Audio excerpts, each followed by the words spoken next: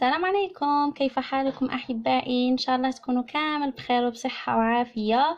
معكم البيولوجيا من جديد من قناة أنا والطبيعة. جيتكم اليوم فيديو خفيف وظريف ومتناول الجميع ومن المطبخ تاعكم طبيعي 100% لعلاج السعال الحاد بكل أنواعه، السعال المزمن. خاصة رانا قريبا يدخل فصل الخريف وراها جايه خريف شتاء. في ايام البرد وتكون كاين نزلات البرد، يكون كاين سعال، يكون كاين هاد الظواهر اللي يكونوا كاينين طبيعيه تؤدي الى نزلات البرد والزكام. لهذا جيتكم بفيديو اليوم بوصفه سريعه وظريفه وخفيفه في متناول الجميع. اليوم جيتكم علاج فعال فعال فعال جدا للسعال، وهو العرعار. العرعار ماكش اللي ما يعرفش العرعار، واللي ما يعرفش العرعار يمشي عند العشاب يقول له اعطيني العرعار، يعطيه العرعار هذا.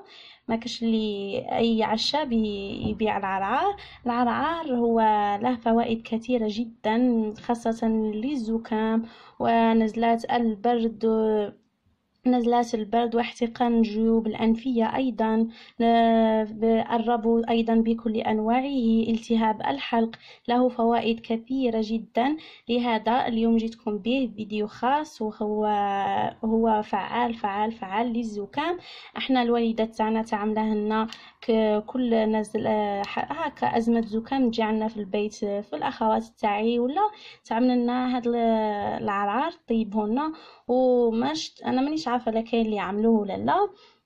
هو سيرو تخدمه لنا على شكل سيرو، في بلاصه اللي نمشيو نشريو سيرو من الصيدليه، وبالك ما يكونش النوع هذاك الزكام، لخاطر كاين زكام انواع، والعرعار للزكام بانواعه تخدم لنا سيرو. ونبداو بالمكونات على بركه الله. نحتاج ملعقه ونصف من العرعار، تعبريها انا عبرتها بعد، ملعقه ونصف من العرعار في كاس من الماء. انا عبرت بهذا الكاس، كاس ماء. جيت نوريلكم غير المقادير. ملعقة ونصف من العرعار مع كوب من الماء مملوء، مع 8 معالق من السكر. تعملي كوب تاع الماء في كاسرونه وتخليه يسخن، كي بدي يغلي ديريكت وتحطي عليه العرعار وتخليه يغلي، تخليه على درجة خفيفة تاع الحرارة، تخليه يغلي يتحول اللون تاعه الى الاصفر.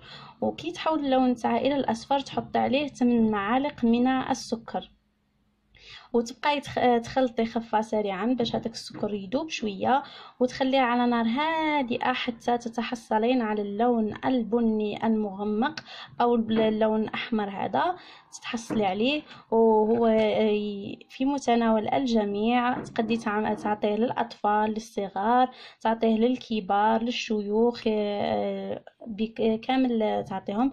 نعطيكم كيش يجي، شو يجي عاقد ويجي البنة تاعه يشربه حتى الصغير او كبير، ما يجيش مر، يجي لذيذ، يجي بنين لانه فيه كمية كبيرة من السكر، يجي حلو. وانا عملت هذه الكمية الصغيرة باش بنتي راه عندها، الطفله تاعي راه عندها سعال خفيف ولكن عاده كي بدا، قلت علاش ما نمشيش نعمل هذه الخلطه وفي نفس الوقت نشاركها مع اخواتي وصديقاتي في اليوتيوب. جبتها لكم. هذه هي الخلطه. اختي اللي يكون عندها سعال حاد جدا ومزمن 3 معالق في اليوم، وتضاعفي الكميه نتاعك. هذا ما يخسرش، يقعد شحال من يوم بلا ما ديريه في الثلاجه، تخليه برا عادي في درجه حراره المطبخ، يقعد لك حتى الاسبوع. تضاعفي الكميه اللي يكون عندها سعال او زكام حاد، وتشربي ملعقه صباحا وملعقه ظهرا وملعقه مساء قبل النوم. راح تصيبي النتيجه فوريه وفعاله جدا من اول استعمال، من اليوم الاول راح تصيبي النتيجه فعاله جدا، وهذه على ضمانتي. وانا من محبي هذه الوصفه ومن محبي الطبيعه، طبيعه بكل ما فيها وما تحتوي بطبيعة الحال. وهذا هو تاع نهار اليوم. جيتكم نعاود نأكد لكم على الوصفة: ملعقة ونصف من العرعار، 8 معالق من السكر، وكوب ماء. تخليهم يغلاو، تخلي الماء يغلى وتحطي فيه العرعار ويغلى يغلى يغلى. كي يتحول اللون الاصفر تكبي عليه السكر، تشوفيه تنقصي بزاف النار، تخليه على نار هادئة حتى تشوفي اللون يتحول الى اللون الاحمر. هذاك هو السيرو الطبيعي 100% اللي تخدميه ليك ولا العائله تاعك ككل في هذا الفصل، في هذه الفصول اللي راها جايه البارده. فيكون كاين سعال، يكون كاين نزلات برد او التهاب في الحلق او الحنجره.